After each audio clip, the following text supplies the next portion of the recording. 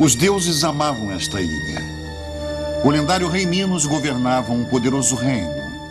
Ele apropriava-se de tesouros em ouro e pedras preciosas.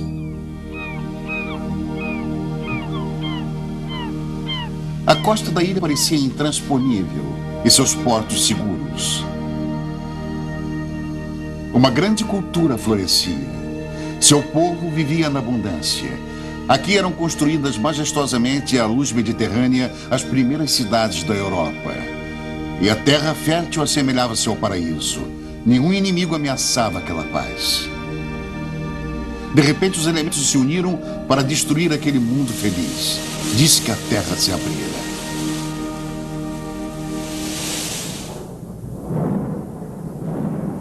Foi um vulcão que jogou suas cinzas mortíferas sobre as cidades? Foi a terra que tremeu? Foram inimigos que conquistaram a ilha? O que será que realmente aconteceu em Creta há 3.500 anos?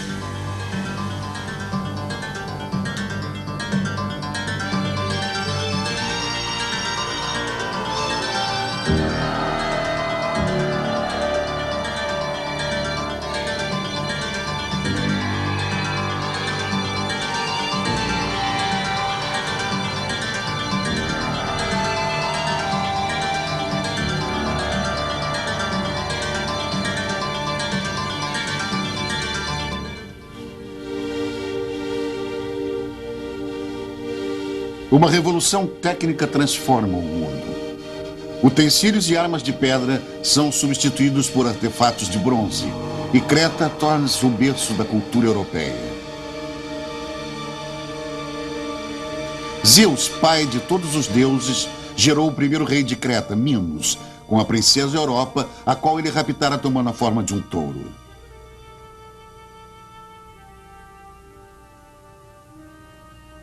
A maldição do deus do mar, Poseidon, atinge a esposa de Minos, Pasipéia. Ela se apaixona por um touro e concebe um filho meio humano, meio touro, o Minotauro. O rei esconde seu enteado em um labirinto.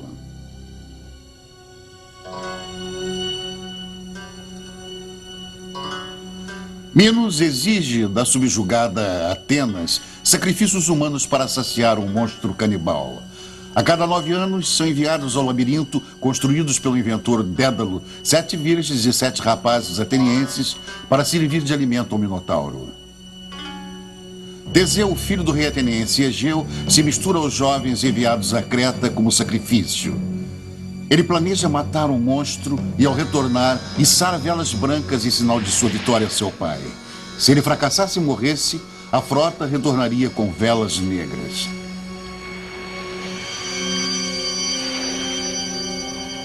Os navios partem rumo ao sul, em direção ao misterioso reino minoico.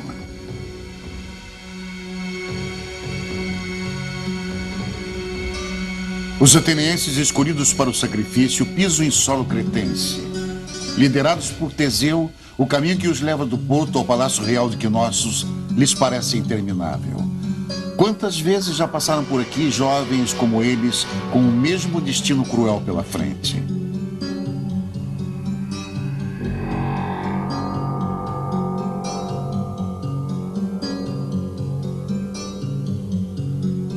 Os atenienses são recepcionados por minuanos curiosos. A larga escadaria em frente ao palácio forma um palco natural. Será que foi aqui que a loira Ariadne, filha de Minos, viu Teseu pela primeira vez e se apaixonou pelo herói? Os atenienses perdem as suas esperanças. Nunca conheceram construções tão majestosas, salões tão gigantescos, corredores confusos, escadarias que levam ao subsolo, a um aposento para banhos rituais. Estarão eles preparados aqui para a sua morte?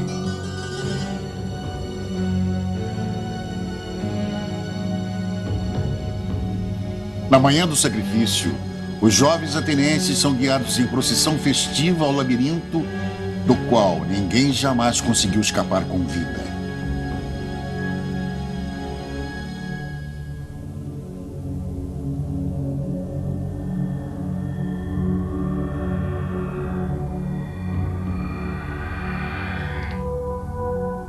Um reino de sombras desnorteantes, marcado pelo machado duplo. A palavra labirinto vem do grego arcaico labriske, que significa casa do machado duplo. Aqui o terrível Minotauro, sentado ao trono, esperava as suas vítimas. Ninguém consegue lhe escapar. Seu bramido de touro humano paralisa os atenienses. Porém, seguindo o conselho de Dédalo, Ariadne deu ao seu amado Teseu uma espada encantada e um novelo de lã vermelha. Destemido, ele mata o Minotauro, meio-irmão de Ariadne, e seguindo o fio vermelho, encontra o caminho para a liberdade. Os atenienses partem com Ariadne a bordo e param em Naxos para descansar. O deus Dionísio, com ciúmes, embriaga Teseu para roubar-lhe a jovem noiva. Pela dor da perda de Ariadne, Teseu manda içar velas negras. Egeu, o pai de Teseu, vê as velas negras se aproximarem e, profundamente desgostoso, se atira de um alto rochedo ao mar, que é chamado desde então de Mar Egeu.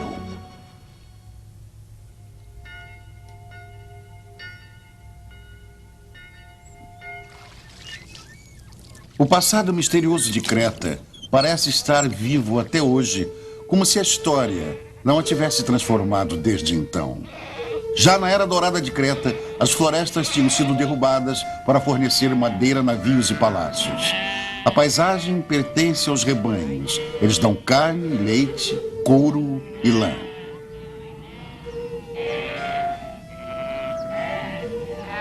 As estações do ano regulam o ritmo de vida das pessoas que executam os mesmos labores desde a antiguidade. A posição privilegiada da ilha, situada entre a Ásia, a África e a Europa, fazia Creta ser cobiçada por todos os estrategistas. Assim, o poder sempre mudava de nacionalidade.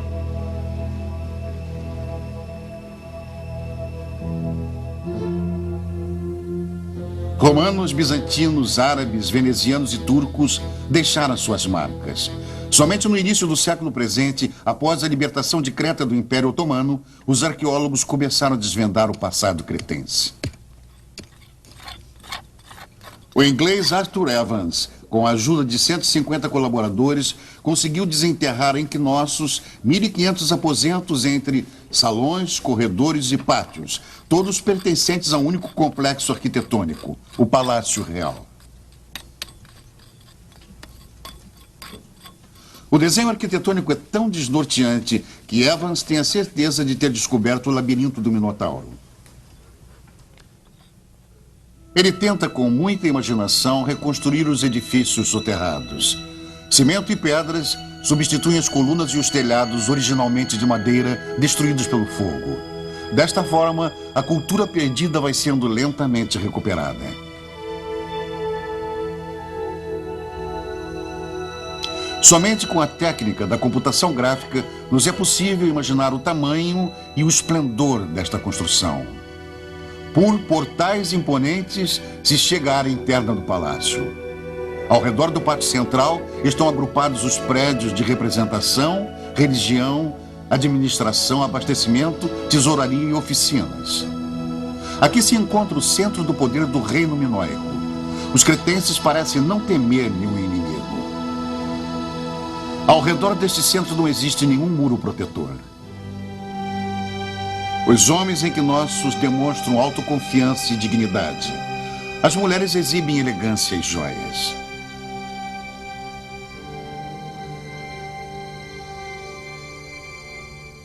Motivos alegres enfeitam as paredes. Flores, animais, um mundo pleno de harmonia. Nenhum herói armado, nenhuma glorificação de guerra. Arthur Evans, a quem foi concedido o título de nobreza de Sir, pelo seu trabalho, dedicou 40 anos a este misterioso local. Escavando a terra, ele encontrou paredes de mármore, pisos de alabastro, o luxo surpreendente da cultura minoica em 1500 a.C. Nos aposentos privados dos sacerdotes reais, já havia o conforto de banheiros. Escadarias construídas de forma engenhosa condicionavam o ar. Claraboias regulavam a iluminação. Além de canos de argila, Evans encontrou sob a terra uma rede de esgotos bem planejada.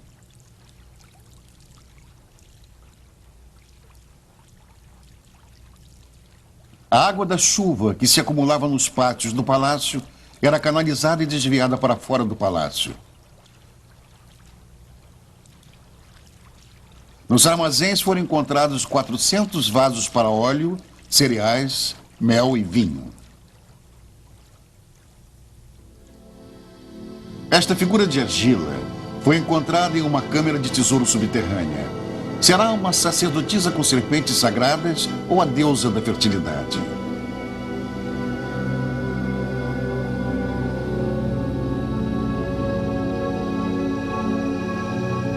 Quem usava este anel? Ele era o selo da dignidade real ou sacerdotal?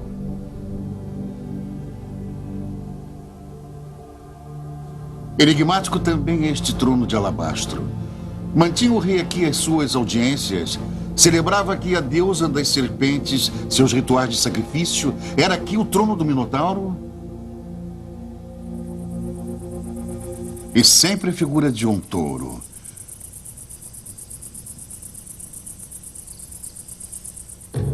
Esculturas gigantescas de chifres taurinos estão presentes em sítios religiosos. O touro como guardião será um símbolo mágico? Um dos mais preciosos achados feitos em Knossos também representa um touro, com chifres dourados e olhos de cristal de rocha. Será ele a imagem de um deus que os cretenses idolatravam e que somente a mitologia grega transformou depois em monstro? Este afresco demonstra isto. Ele conta a história de jogos perigosos com este forte animal. Acrobatas destemidos praticam um salto sobre o seu lombo.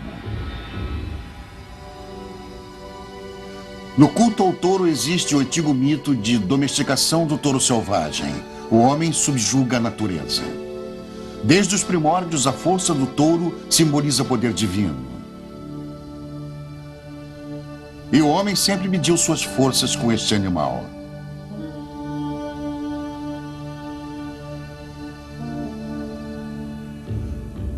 Para sobreviver aos seus arriscados saltos, os acrobatas taurinos cretenses deviam ter um excelente preparo físico.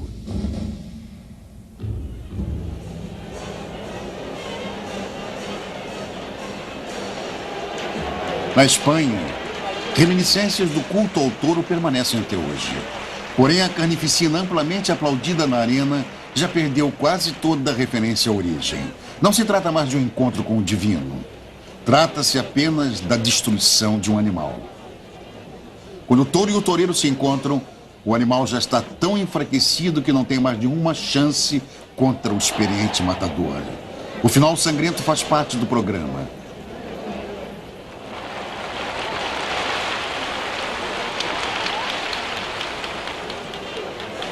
O público festeja uma deplorável vitória.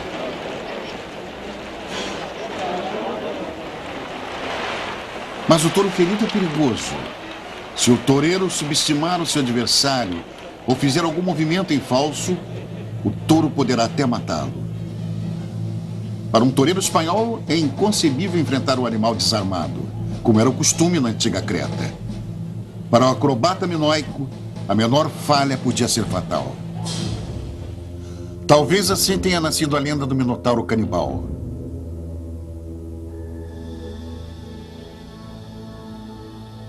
A riqueza natural de Creta e uma política econômica bem estruturada fizeram o comércio florescer.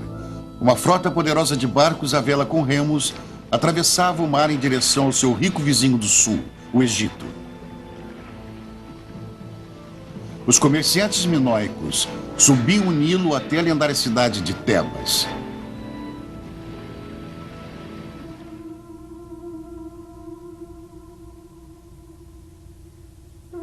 Eles viram os templos sagrados de Karnak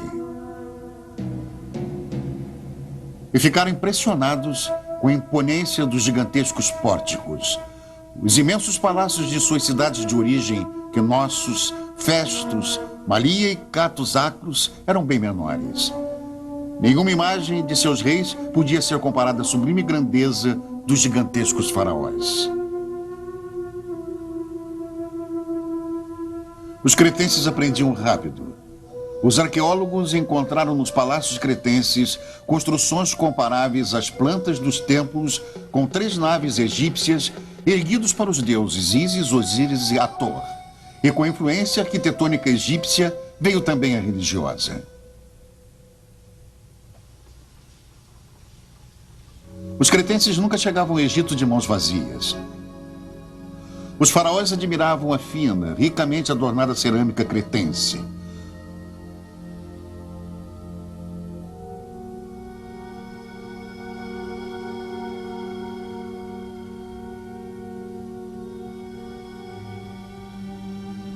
Os cretenses eram chamados de Keftiu no Egito. Eram respeitados e queridos. Eles não vinham com navios de guerra, não queriam pilhar, e sim fazer comércio.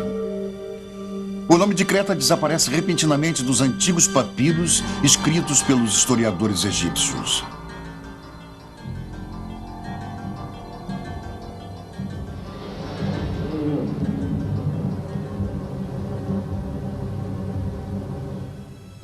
O que aconteceu em aproximadamente 1500 a.C.? Arqueólogos do mundo inteiro se perguntam sobre isto. O pesquisador alemão Hans Wunderlich nunca se perguntou o motivo da queda da cultura minoica. Para ele, Knossos sempre foi um gigantesco cemitério.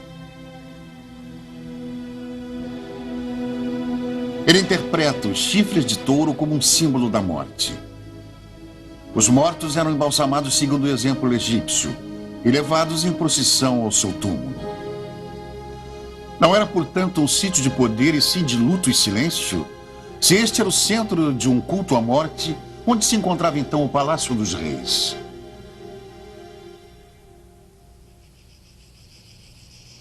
Hoje a tese de Wunderlich está ultrapassada. Arqueólogos encontraram próximo aos palácios inúmeras cavernas que serviam de túmulos com cinzas de seus mortos da era minoica. Os cretenses consideravam as cavernas sagradas. Ali, eles ficavam mais próximos às forças indomáveis da natureza, ao interior da terra. Segundo o mito de Zeus, os deuses nasciam em cavernas. A caverna de Eileitia já era um local sagrado para cultos religiosos há 5.000 anos, como demonstram os achados arqueológicos nela.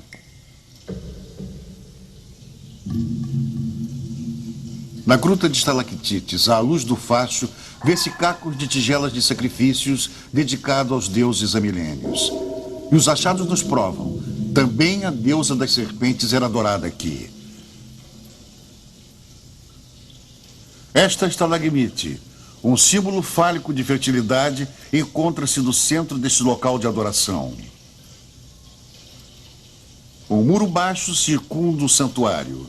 Uma lenda se mantém até hoje. Mulheres grávidas teriam tocado a pedra com o seu corpo e orado, pedindo por um parto sem complicações.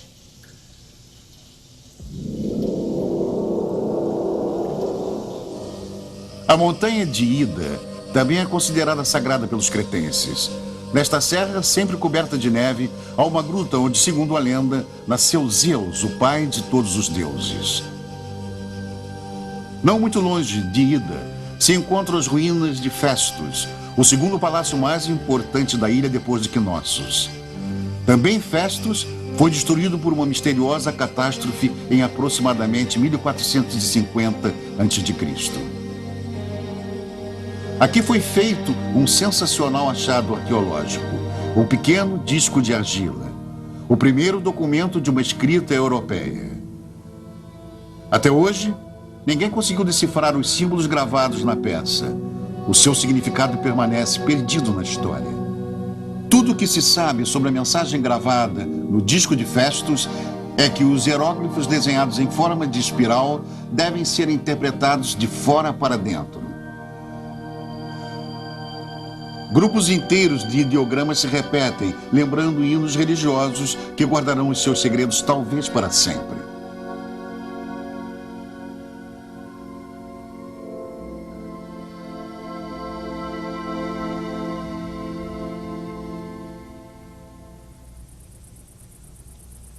Outro achado arqueológico feito próximo a Knossos nos permite conhecer melhor os rituais religiosos minoicos. Relatórios das escavações reconstroem eventos estranhos que ocorreram neste primeiro templo encontrado em Creta.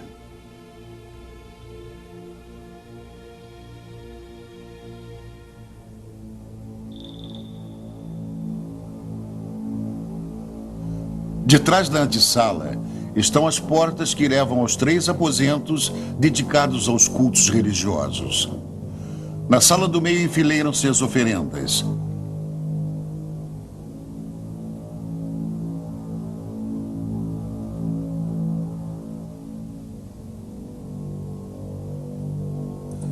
Os escavadores encontram ossos de animais entre elas. Sobre um pedestal ante a parede do altar, há 2 pés de barro, provavelmente a base de uma estátua de madeira que foi queimada representando alguma entidade divina. Mas como era a estátua? Era para a deusa das serpentes de Knossos?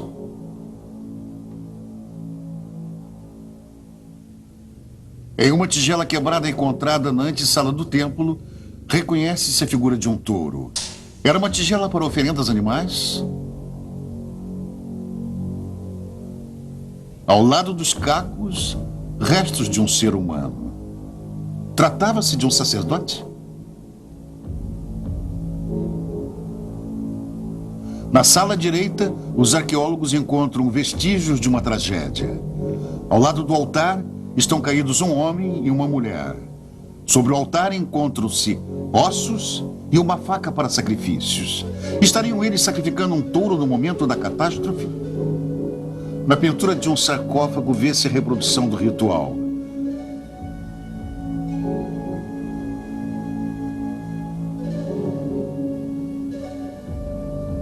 Enquanto o touro está amarrado ao altar, a sacerdotisa o sangra, fazendo-lhe um corte na artéria carótida.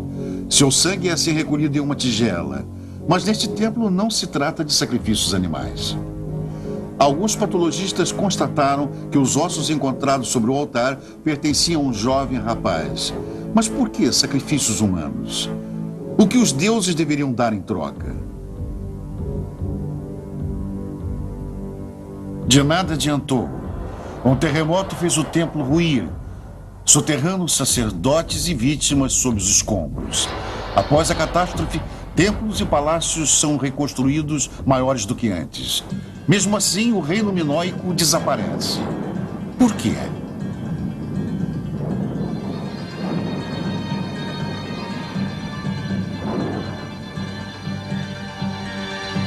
O indício nos leva ao norte. A 120 quilômetros de Creta está situado Santorini. O arquipélago falciforme é formado por restos de um enorme vulcão. No momento de sua erupção, ele deve ter literalmente explodido, jogando quantidades inimagináveis de lava pelos ares. Na Terra formou-se então um vácuo, quebrando a ilha ao meio. A água do mar invadiu a cratera, formando o arquipélago, como conhecemos hoje. O vulcão permanece ativo, formando novos cones eruptivos. A tranquilidade é enganadora, pois a qualquer momento poderá haver uma nova erupção.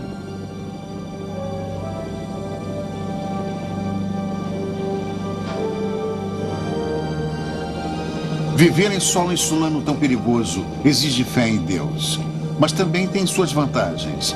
A terra vulcânica é muito fértil, produzindo o famoso vinho de Santorini, cultivado em vinhas em forma de terraços. Os visitantes do mundo inteiro que aqui chegam não vêm em busca de sinais de destruição, e sim para conhecer os povoados pitorescos situados à borda de uma cratera circundada pelo mar.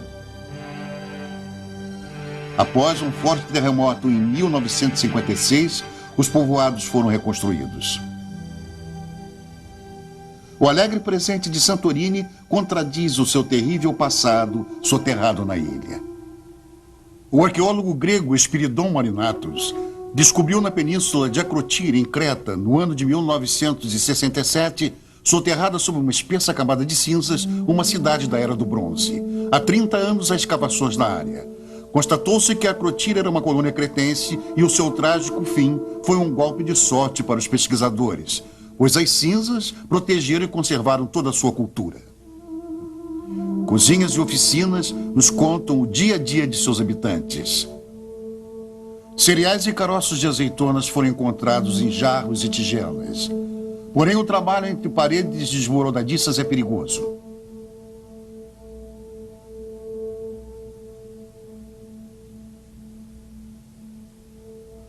O descobridor de Akrotiri foi atingido mortalmente por pedras e sepultado em sua cidade natal. Sua filha Nano prossegue com seu trabalho. Nano Marinatos, arqueóloga, filha do descobridor de Akrotiri, diz: a maioria dos arqueólogos acredita que os cretenses possuíram uma espécie de império, um domínio marítimo chamado de talassocracia. O que nós não sabemos é como era formada a classe dominante. Eu acredito que a classe dominante era constituída por sacerdotes. Eles tinham, ou melhor, eles afirmavam que tinham uma relação especial com os deuses. Eles apareciam em público vestidos de deuses. Muitas casas eram enfeitadas com afrescos, rostos com feições cretenses, sacerdotisas. Também este jovem leva sua pesca como oferenda ao altar.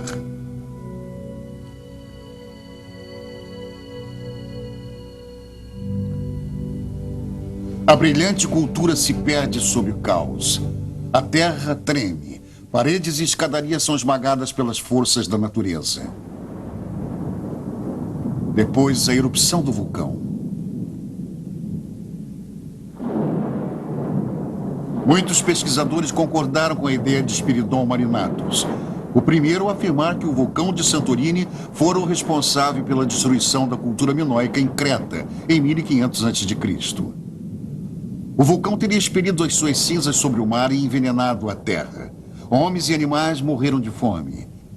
Com a erupção, rochas caindo ao mar teriam desencadeado uma onda gigantesca que afundara a famosa frota cretense e destruir as fortalezas portuárias.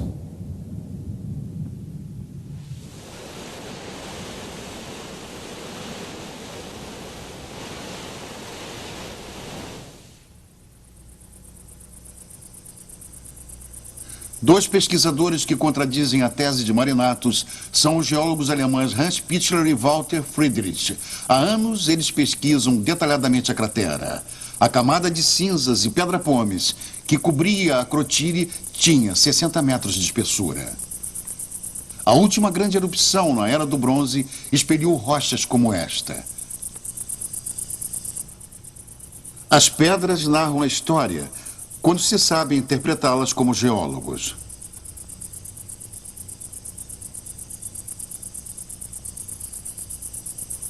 O professor Pichler tenta distinguir os vestígios de milhares de anos.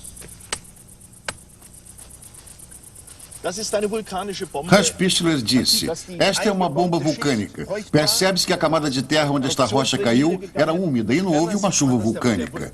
Nota-se ainda que este bloco de lava quebrou-se em vários pedaços menores. O professor Friedrich descobre uma colônia pré-histórica no interior da cratera. É uma prova concreta de que esta cratera já existia antes da erupção vulcânica que supostamente destruiu Creta. Uma rocha insignificante. Para o geólogo, um livro contendo muitas informações. Quem prestar atenção reconhecerá fósseis de conchas marinhas. Portanto, a cratera com água do mar de Santorini é antiquíssima, não podendo ter causado uma onda gigantesca como uma erupção na Era do Bronze que teria atingido a costa cretense. Com novos dados, os pesquisadores simulam no computador o que realmente aconteceu há 3.500 anos. Nuvens de vapor sobre a cratera prenunciam uma erupção. Os habitantes fogem da ilha. Depois segue-se várias explosões. Cinzas e pedra-pomes são lançados à estratosfera a 37 quilômetros de altitude. As cinzas são levadas pelo vento para o sudeste. A cratera ruiu, a água invadiu reagindo com o magma, formando uma mistura explosiva. Toda a vida desaparece de Santorini. A água do mar que penetrou na cratera durante a erupção é expelida violentamente como uma avalanche fervente, mortífera para Santorini, mas não para Creta. Milênios se passaram até Santorini formar a configuração que conhecemos hoje. Os geólogos querem conhecer os detalhes. Escalar o vulcão é arriscado, mas somente aqui eles poderão encontrar restos de árvores e plantas queimadas pela lava da erupção. Talvez neles esteja a resposta à sua pergunta. Em que ano foi destruída a ilha?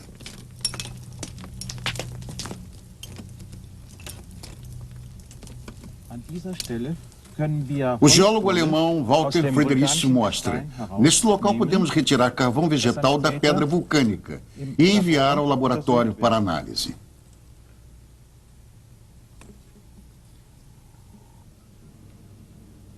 Os achados de Santorini são analisados na Dinamarca. A complicada procura por vestígios das peças exige uma tecnologia moderna com métodos de análise sofisticadamente exatos. A análise C14 é assim denominada por causa do carbono radioativo 14. Pelo tempo mensurável da sua destruição, pode-se descobrir a idade dos tecidos orgânicos. A única exigência para esta análise é que se tenha bastante material colhido para o teste.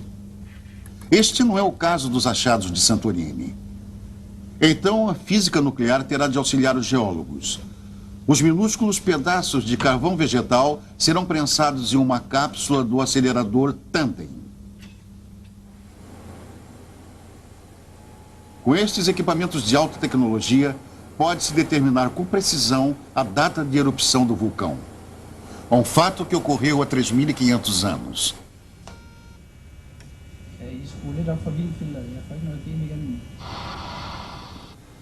Um laboratório subterrâneo no Instituto de Física Nuclear de Aarhus, na Dinamarca, isolado por altas paredes de concreto. Aqui será feito o teste. É dado o sinal para o início. De um campo magnético poderoso, são liberados elétrons que são dirigidos por um sistema de tubos até a cápsula e se chocam com um pedaço de carvão vegetal. No embate, a matéria é desintegrada e o computador mede com exatidão os átomos de carvão liberados. Os geólogos têm as suas suspeitas confirmadas. O vulcão irrompeu em aproximadamente 1650 a.C., 150 anos antes da tese dos historiadores. Consequentemente, o vulcão de Santorini não pode ter destruído Creta. O mistério do desaparecimento da cultura minoica persiste.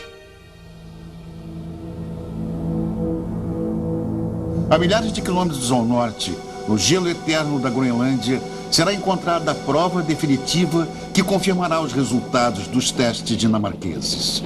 Aqui neste planalto a temperatura nunca sobe além de 0 graus.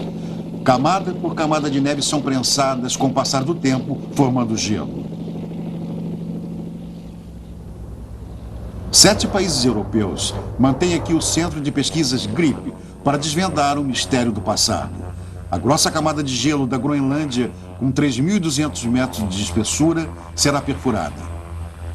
Tempestades de neve e o frio glacial dificultam o trabalho dos pesquisadores.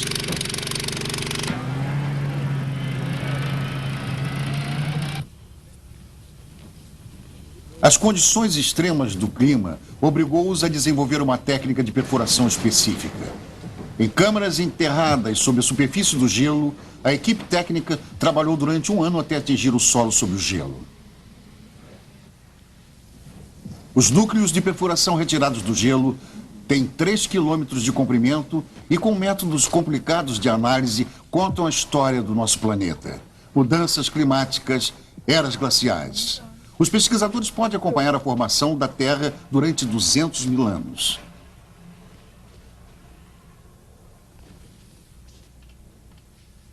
Também erupções vulcânicas a milhares de quilômetros de distância da Groenlândia deixaram suas marcas no gelo. A neve ácida, detectada por sensíveis aparelhos de medição. O pesquisador inglês descobre o ano da erupção do vulcão de Santorini, 1644 a.C.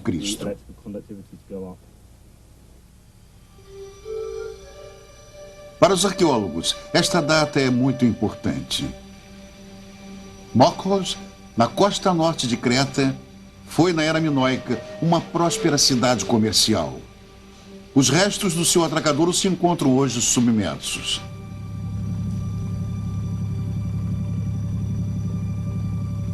Numa pequena ilha situada em frente, trabalha há anos uma equipe norte-americana de arqueólogos. Aqui no verão, a temperatura passa dos 40 graus. O professor Solis, da Universidade da Carolina do Norte, dirige a escavação. Camada por camada, é cuidadosamente retirada e peneirada. Assim, Jeff Solis consegue fazer a descoberta decisiva.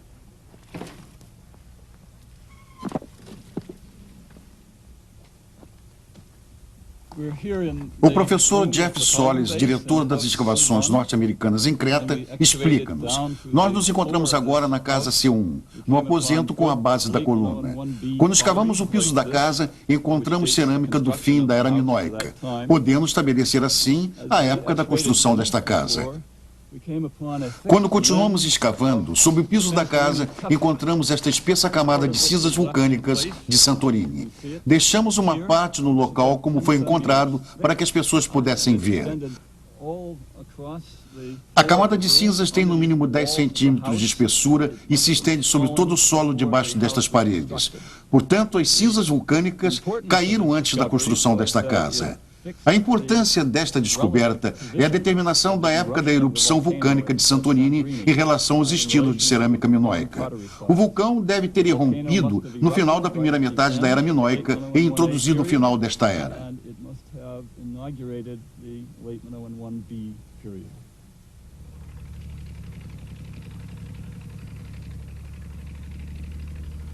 Há muitos anos, o arqueólogo norte-americano Philip Betancourt também pesquisa o passado de Creta. Ele descobriu em Psira uma colônia da Era do Bronze.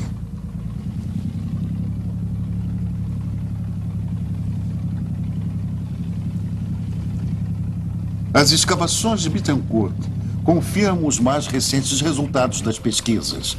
Catástrofes da natureza não poderiam ter sido as únicas responsáveis pelo desaparecimento da Era Minoica em Creta.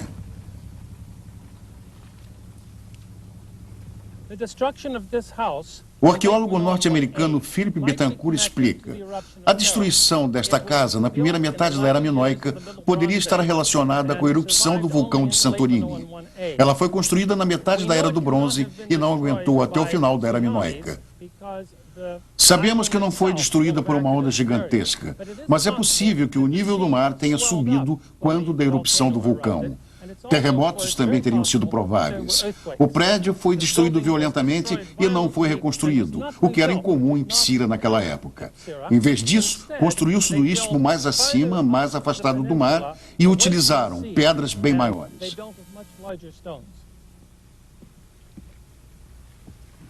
Betancourt continuou pesquisando e encontrou indícios de violência humana.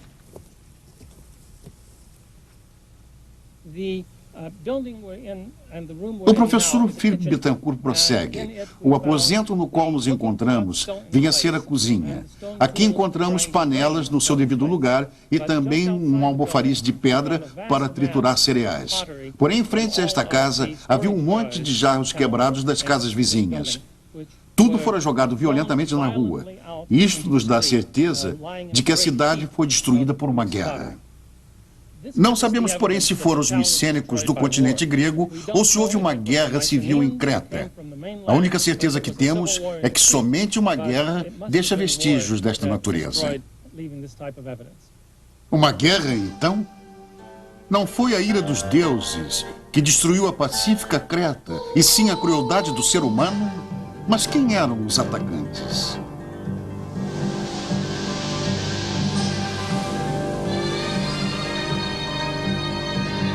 No Peloponeso, península em frente ao continente grego, fortificava-se um perigoso concorrente para os cretenses. O povo dos aqueus aprenderam religião, letras e arte com os cretenses, mas na técnica de confecção de armas, eles já lhes eram superiores. Pelas poderosas muralhas ao redor do palácio de Mecenas, reconhece-se a tribo guerreira.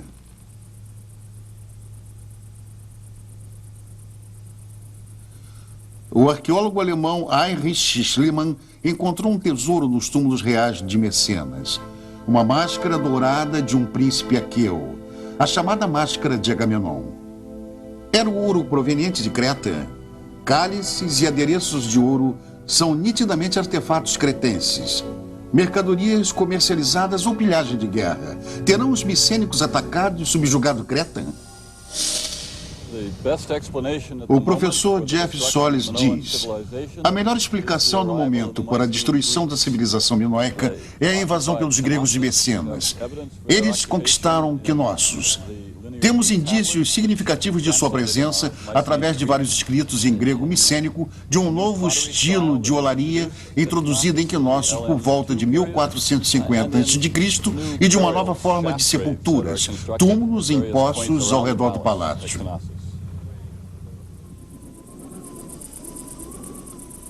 Arqueólogos encontraram vestígios dos aqueus na praia de Comos, na costa sul de Creta.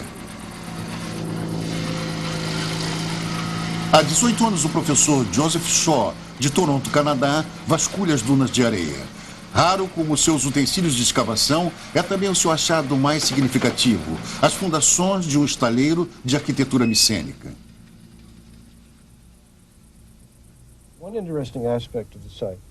O professor canadense Joseph Shaw declara: o aspecto mais interessante na descoberta em Comos é que não houve destruição da cultura minoica pelo fogo, como foi o caso na vizinha Águia Triada, provavelmente ateado pelos invasores micênicos. É como se os micênicos não quisessem destruir o porto de Comos.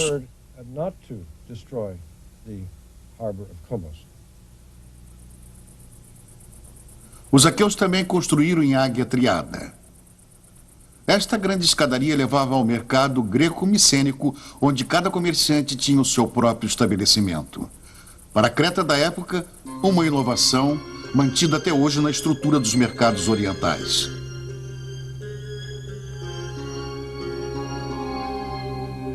A notícia dos novos senhores em Creta chegou ao Egito. A oeste de Tebas, os faraós erguem seus gigantescos templos em direção ao sol poente. Os seus mortos, sepultados em câmaras subterrâneas, devem seguir a sua viagem para o além em companhia de seus tesouros. Afastados dos soberanos, porém na mesma área, eram também sepultados os altos funcionários do reino. Sobre estes túmulos existe hoje um povoado. Seus habitantes, à procura de tesouros, escavaram sob suas próprias casas e encontraram as câmaras dos mortos. O chanceler egípcio Hashmi-Re, quando ainda vivo, ordenou que seu túmulo fosse ricamente adornado com pinturas. Nos afrescos, distinguem-se embaixadores estrangeiros sendo recepcionados pelo próprio chanceler. Assim podemos ver hoje os comerciantes cretenses trazendo presentes valiosos.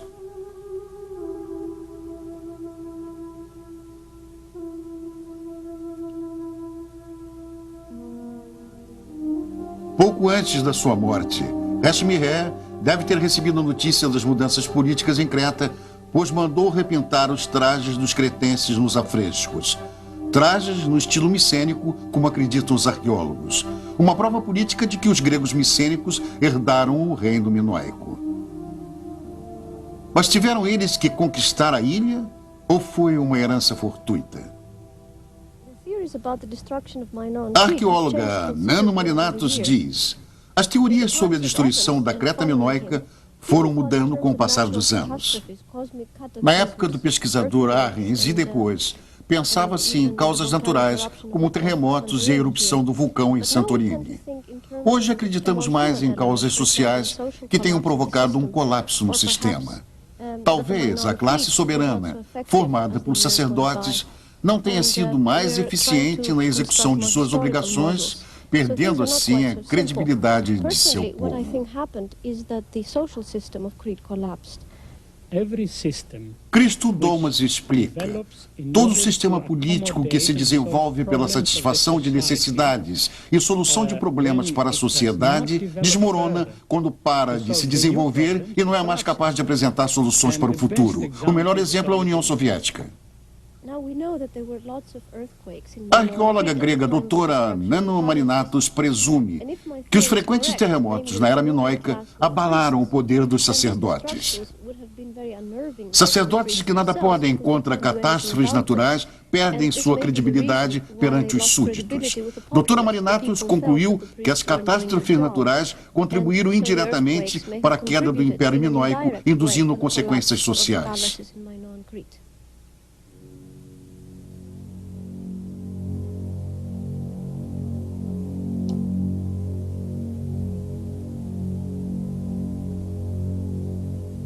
Um local sinistro em Creta uniu Teseu e Ariadne. Talvez a resposta para o enigma esteja no labirinto de mitos. A terra foi destruída por terremotos. Nas províncias há fome e, como consequência, rebeliões. A classe soberana de sacerdotes começa a perder o poder e pede ajuda ao poderoso vizinho messênico do norte. O rei dos aqueus envia um príncipe que casa com a filha do rei cretense. A divindade taurina é sacrificada. Não se tratava de um deus, e sim de um monstro canibal em seu labirinto. Assim é contada a lenda de agora em diante pelos vencedores.